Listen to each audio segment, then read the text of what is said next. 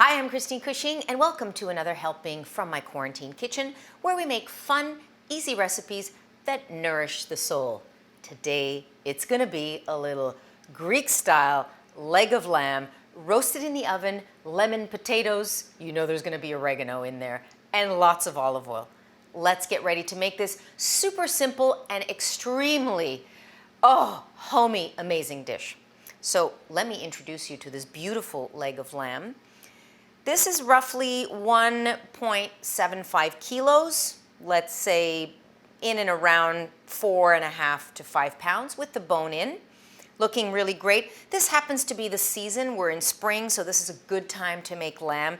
And really, every day can be a Sunday dinner because we're all at home now, so I wanted to give us that, again, heighten that feel good. So this is the trick, and this is the way my dad, I'm going to start with my dad's way, and then I add my own little versions to it. The Greek way of making lamb is, what we do is cut garlic cloves into slivers. So don't even ask me how many cloves are in here, a few, but you'll get the full recipe down below, where it always is. So cutting them into slivers like that, because they're actually going to be jammed into the leg of lamb. They're going to actually be pierced in there.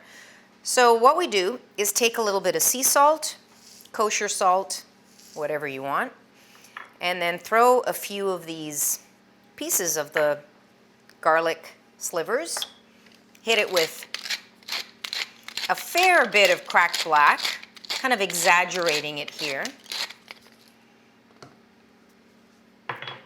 tossing it together. And in there, what the heck, I'm going to throw in a little bit of thyme.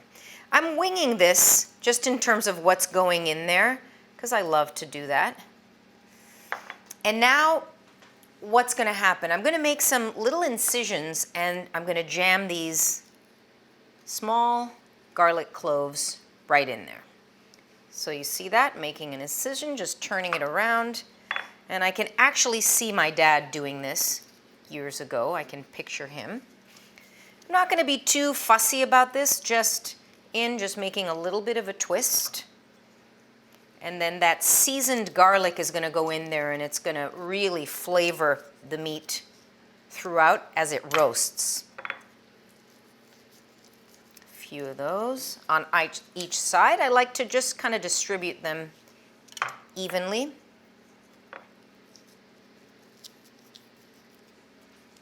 Let's go around to the other side.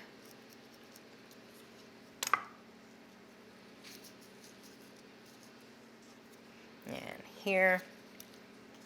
As many as you like. I mean, really, this is a fairly small leg of lamb, which actually in Greece, this is more or less the size that they like. It's younger, it's more delicate, it's milder. Let me just do one more here in the shank. Okay, jam that in. So it is garlic studded, right? On all sides, just enough. So what I'm going to do now is start creating kind of a little layer of flavor on the outside. Let me draw your attention to this baking sheet. So the more shallow the baking sheet you use, the more dark the meat is going to get, because really the steam is going to escape and you're going to get a nice caramelization. The deeper your pan, the more steam that's going to stay in. So again, totally up to you. So let's get ready here on some flavor. Lemon. I mean, I don't even have to say it anymore, right? For this though, I'm going to do something a little bit different. I'm taking my little zester here, and I'm going to do strips of the lemon zest to give it a bit more texture. And this will just go on top. It'll go on the potatoes. Did I mention we're doing potatoes as well? Roasted lamb and potatoes. I mean, it doesn't get any better than that. Okay, so these are going to go aside. And now the juice of maybe half to a whole lemon. I don't want to make it super lemony. This is not about the lemon per se, but it's about introducing that flavor because it does cut the fat. So I'm going to start with the juice of a half a lemon. Oh, but this is a pretty meager lemon, right? This is a good example. So you're looking at this recipe, says juice of half a lemon. I mean, there's no two lemons. that have the same amount of juice. So this is where you got to come in as the master of your domain, your kitchen, and you have to know, how much should I use? I would say the juice of 1 lemon is good there.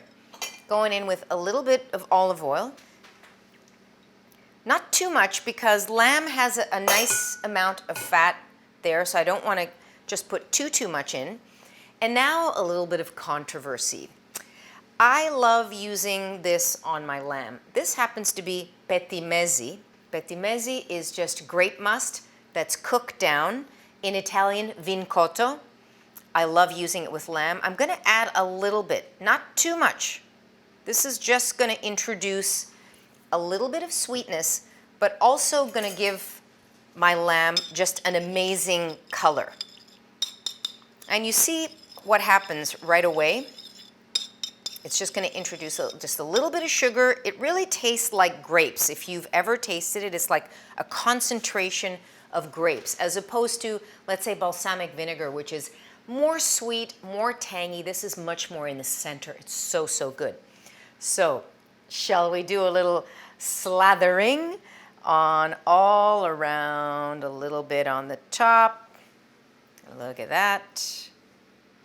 Gonna make sure I get it all in the nooks and crannies and give it a little massage here. Beautiful. Making sure that I've got a little glaze all around this lamb. Okay? Pretty good, right?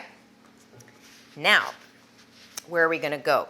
So I've got this salt and pepper combination. I'm going to set it aside because I do want to use it on top. I also have my lemon zest. I'm going to set that aside. I'm going for thyme and rosemary. To me, lamb needs lots of fresh herbs. In Greece, probably they're just going to use oregano, as you know. But to me, rosemary, thyme,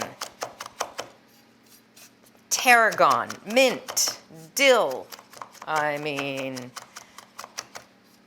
you can go on and on.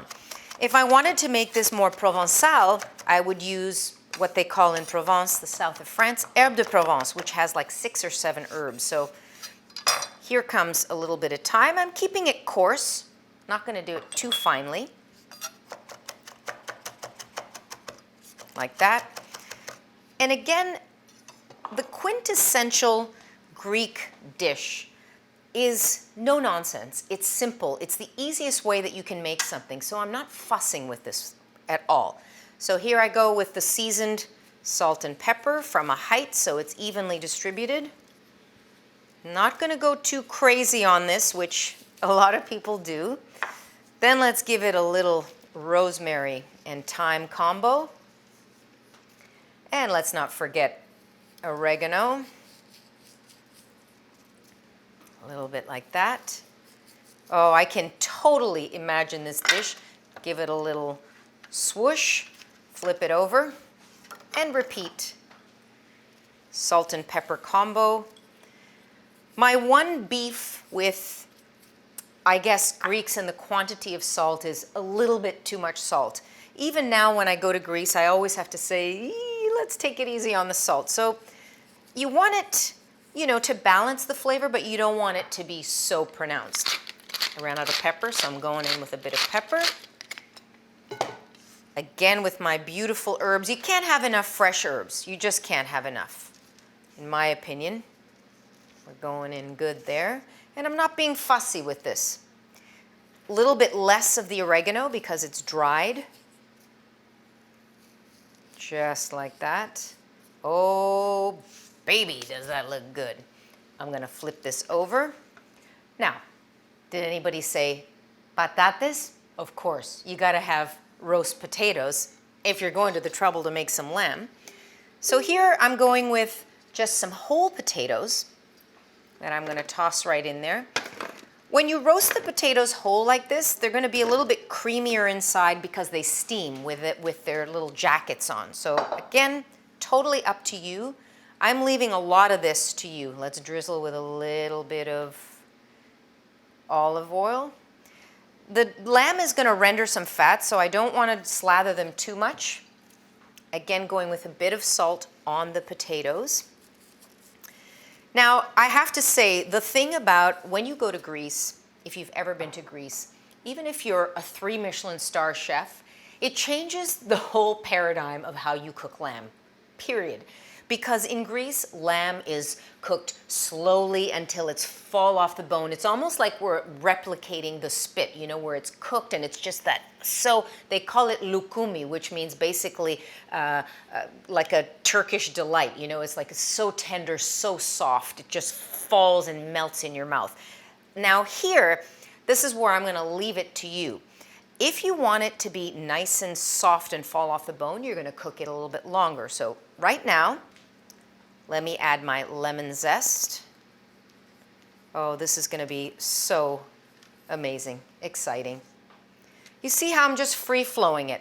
I'm going to add a few bay leaves in here. Everything's going to add a teeny bit of flavor. Just going to make sure that my potatoes have some olive oil around, not too much.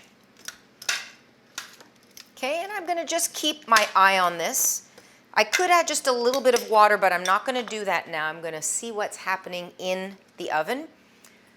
And the oven, 350 degrees is where I'm setting it at Fahrenheit, about 170 Celsius.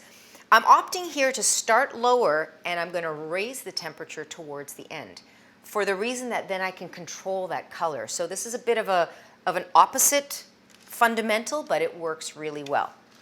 Ready? That's all it was. In the oven, first phase, probably an hour and a half or so.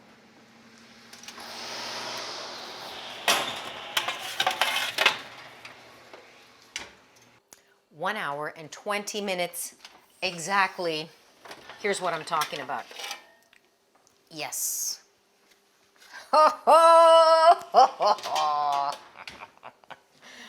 Oh, if I had a mic, I'd drop it. Look at that beautiful, amazing color. I'm starting to like run in the spot. Do you see what that petimezi, that beautiful, it's by the way, one of the most ancient natural sweeteners. You see this amazing color? It's like I spit roasted this. 1 hour and 20 minutes. It was all at 350 degrees, but you're gonna get all those details. Now it's time to taste. Look at this. So this is the shank, which is gonna cook most quickly. This is the part that I always go for because it's absolutely beautiful. It's the most tender right away. This is a hand situation. Do you see that golden crimson color? That's what I'm talking about. Such perfect round flavor. That is gorgeous. So for me here, what I did, I cooked it so that the shank is nice and tender and it's almost falling off the bone, and there's still a little bit of pink left. If you want to do it fully Greek style, you want to cook it for a long, long, long time. This was an hour and 20 minutes. Let me show you what it looks like where there's still a little bit of pink.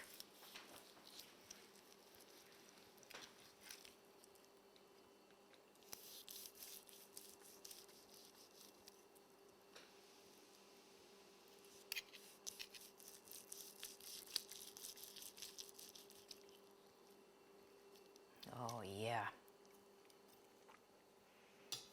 Let's not forget these beautiful potatoes. Look at what happens there. So with the skin on, they steam on the inside and they absorb all of this amazing flavor. This is what I'm talking about. This is a weekend Sunday dinner that could be any day because we're all home. Greek style. Thank you so much for joining me in the Quarantine Kitchen again to share this beautiful trip to Greece with an amazing roasted leg of lamb. Please give me a thumbs up, share, let me know what's happening in your kitchen. I want challenges, I want requests. See you next time from the Quarantine Kitchen. Thank you so much. Hope that you're well.